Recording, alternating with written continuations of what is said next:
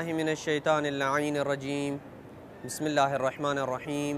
वसल्लल्लाहु अला मुहम्मदिन व आलि बैतिहि अत्तय्यबीन अत्ताहिरीन अल-मासूमीन। बारगाए सर अमीरुल मोमिनीन सलवातुल्लाहि व सलामुहु अलैहि सरज़मीन नजफ़ अशरफ से अपने मोमिनीन की खिदमत में मसाइल निकाह के ज़िमन में मसनूई तरीक़े तौलीद और मनसूबाबंदी के जो मसाइल हैं उनके ऊपर सिलसिले गुफ्तगू इस चौथे पॉइंट के ऊपर पहुंचा था कि किसी मुसलमान औरत की बेज़ादानी या रहम किसी दूसरी औरत या किसी मुसलमान मर्द किसी मुसलमान मुर्दा मर्द के जो खसिये होते हैं उनकी वफ़ात के बाद किसी दूसरे मर्द के जिस्म में लगाने के लिए उन्हें काटना जायज़ नहीं है। हत्ता कि अगर वो इस अमल की अपनी ज़िंदगी में वसीयत कर दें कि उनके ये आज़ा काट के, मसलन औरत वसीयत करती है कि बेज़ादानी को काट के किसी दूसरी खातून को लगा दें, या मर्द अपने खसिये को काटने की वसीयत कर देता है कि किसी दूसरे मर्द को लगा दें। अगर वो इस अमल की वसीयत भी करें तो भी बिनाबर एहतियात वाजिब उन आज़ा को काटना जायज़ नहीं होगा। लेकिन अगर उनमें से किसी उज़्व को काट कर दूसरे जिस्म में लगा दिया जाता है और उसमें जान आ जाए तो दूसरे के जिस्म का वो हिस्सा शुमार होगा और उसे फिर उस जिस्म से काटना जायज़ नहीं होगा कि जिस जिस्म में उसे लगाया गया है। अब रहा सवाल ये कि किसी मर्द का अपने जो खसिये हैं या औरत का अपना रहम या बेज़ादानी किसी को अतिया और डोनेट करना जायज़ है या जायज़ नहीं है। अब मर्द कोई अपने खसिये जो है वो अपनी ज़िंदगी में किसी को डोनेट कर देता है या औरत अपनी बेज़ादानी जो है वो किसी को डोनेट कर देती है, ये जायज़ है या जायज़ नहीं है। आयतुल्लाहिल उज़्मा सैयद अली हुसैनी सिस्तानी दामदिल्लुहु के नज़दीक इसमें इश्काल है कि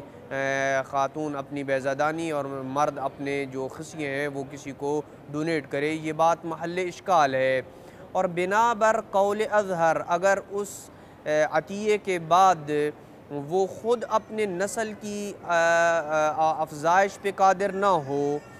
या इस काम से बहुत ज़्यादा नुकसान का अंदेशा हो तो फिर न फ़कत महल इश्काल नहीं है, महल इश्काल है बल्कि जायज़ भी नहीं रहेगा इस सूरत में। यानी अगर वो ख़ुद अपनी खसिये किसी को दे देता है या औरत अपनी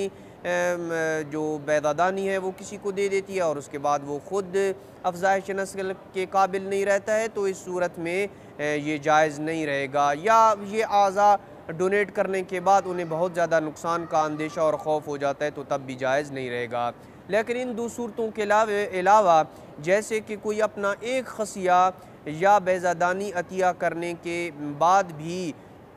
अफ़ज़ाइश के काबिल रहें, अफ़ज़ाइश से आरी न होते हों या किसी और वजह से वो पहले ही से अफ़ज़ाइश नस्ल के अहल नहीं है, किसी बीमारी में मुब्तला हैं जिसकी वजह से वो अफ़ज़ाइश नस्ल के ऊपर कादिर ही नहीं है, अहल ही नहीं है और अतिया करने से उन्हें ज़्यादा नुकसान का अंदेशा भी ना हो तो इस सूरत में ये अपने आज़ा जो है वो किसी को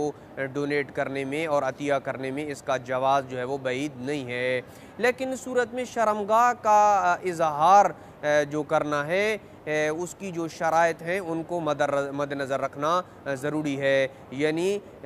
जो सिर्फ़ इंतहाई ज़रूरत की हद तक जायज़ होता है फ़कत उसी के ऊपर इक्तिफ़ा किया जाएगा। नंबर 5 मसला जो मसनूई तौलीद के मुताल्लिक़ है कि जिन यानी मेडिकल आमाल का हमने ज़िक्र किया है उनके लवाज़िमात अक्सर तौर पर हालत इख्तियार में ये हराम होते हैं, जैसे कि हराम नज़र करना या हराम तरीके से जो है वो छूना। ये अक्सर इस किस्म के जो ऑपरेशंस वग़ैरह होते हैं या जो मेडिकल जो तिब्बी अमल है ये हराम नज़र या छूने के ऊपर मौकूफ़ होता है। लेकिन अगर मरीज़ या मरीज़ा के लिए इस तिब्बी अमल का इजरा इंतहाई ज़रूरी हो, जिसको हम गुज़िश्ता वीडियो में बयान कर चुके हैं कि फ़कत 2 हालतों में ही इस मेडिकल का जो तिब्बी अमल है उसका इजरा जायज़ हो जाता है। अगर तिब्बी अमल का इजरा इंतहाई ज़रूरी हो तो इनके करने वाले जो डॉक्टर हज़रात हैं उन्हें चाहिए कि हस्ब ज़रूरत ये उनके ऊपर जो है वो हस्ब ज़रूरत ये दोनों काम जो है वो हलाल हो जाते हैं। यानी हराम तरीके से हाथ लगाने वाला अमल या निगाह करने वाला छूने वाला और निगाह करने वाला दोनों अमल जो है ये हस्ब ज़रूरत डॉक्टर के लिए जायज़ हो जाएगा। सवाल ये पैदा होता है कि आया किसी खातून के रहम में नामहरम मर्द के जो स्पर्म्स होते हैं उनकी पेवंदकारी करना जायज़ है या जायज़ नहीं है। जवाब यह है कि किसी गैर मर्द का नुत्फ़ा औरत के रहम में दाखिल करना ये जायज़ नहीं है और हराम है, और वो खा खुद उस नुत्फ़े के दाखिल करने की सूरत में हो या उस मर्द का जो स्पर्म्स हैं उनको निकाल के ख़ातून के रहम में रखा जाए। यानी चाहे वो ख़ुद नुत्फ़ा डायरेक्ट रखा जाए रहम में या स्पर्म्स को निकाल के किसी गैर मर्द का नुत्फ़ा औरत के रहम में रखा जाता है, ये दोनों जायज़ नहीं है और ये